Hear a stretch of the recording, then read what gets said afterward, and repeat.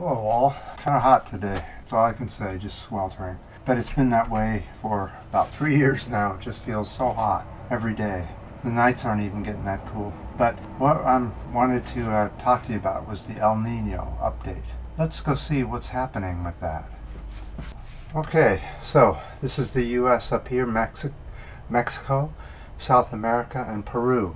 And as we talked about in the last video on the El Nino, there's a Kelvin wave, and each Kelvin wave goes under the ocean, hits Peru, and comes and gets blown back. Well, right now we're on the third Kelvin wave, and the wave is doing pretty good.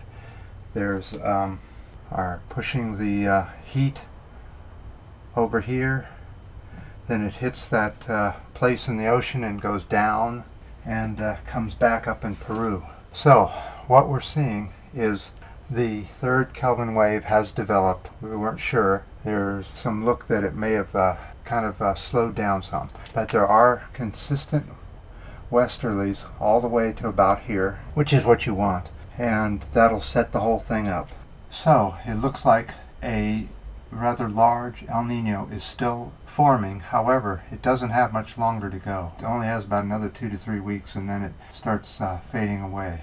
But as you saw, there were other hot areas of warm water in the Pacific. So because of these other heat areas, these a little warm today on a nice bike ride. So as you know, we are covering the drought here in California because we live here in San Francisco. It's very dry today. It's hard to even talk because my mouth is so dry. So we've been watching the the earthquake fault creek. The people have been on this video for years and knows what I'm talking about. It's where we a couple of years ago there was a 6th earthquake up north of here, and it opened up some of the aquifers somehow to flow all the way over into just north of San Francisco. And we've been watching this creek for some time, and I'm blown away. It's the end of July, almost August, and look at this. No water at all. So the earthquake aquifer has finally dried up, but that lasted for years. So see, if humans weren't here, earthquakes would be a good thing because they release water into dry areas. You know how we think some things are terrible in nature when really they all have their purpose. So because we don't know what that El Nino is going to do with the interaction of those other heat blobs in the Pacific Ocean all the way up to Alaska. So this coming winter is going to look very interesting for California. South America will have some terrible drought, usually, or it could be torrential rain. And of course Australia, they're going to have their extremes too. There's many parts of the world that will change. The weather pattern will change because of the El Nino. That's why we're paying attention to it. If it goes to a certain point, like a 2 or higher, then it looks like it will become a super El Nino and California will get the rain they're waiting for. But if it kind of dwindles away, it could do anything. It could rain, it could not rain, it could dry out. You never know with these type of El Ninos. So let's go look at some pictures of El Nino of 97 and El Nino of today. You'll notice the 97 El Nino is darker reds. That's because that was a super El Nino.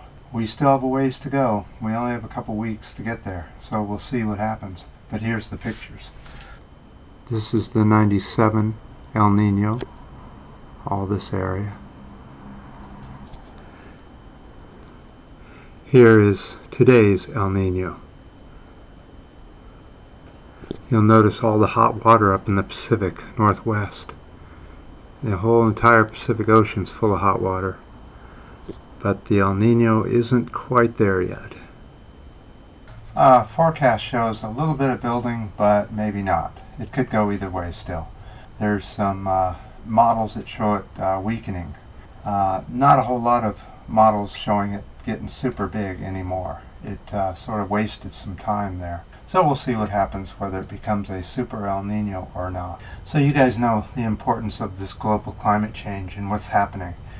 Here's a committee that held a briefing, and you'll notice in this video with the link down below, in the description area, you'll find the link to this briefing. It's not long, but the point is just go there and look at it and you'll see what I mean. How we have absolutely no care in the world about keeping climate change from happening. It's pretty clear just in how many people are in the room. So I sort of feel like these videos are just being broadcast to the wind, and that's about it. But I'm continuing because I do believe that everybody has to make a difference. If they all tried to put the word out, spread the videos, subscribe, whatever, add a comment, put an up or down, whatever you guys want to do, and I surely appreciate any interactivity with the video series. But don't forget to go watch that video, even if it's just for a few minutes. Until next time.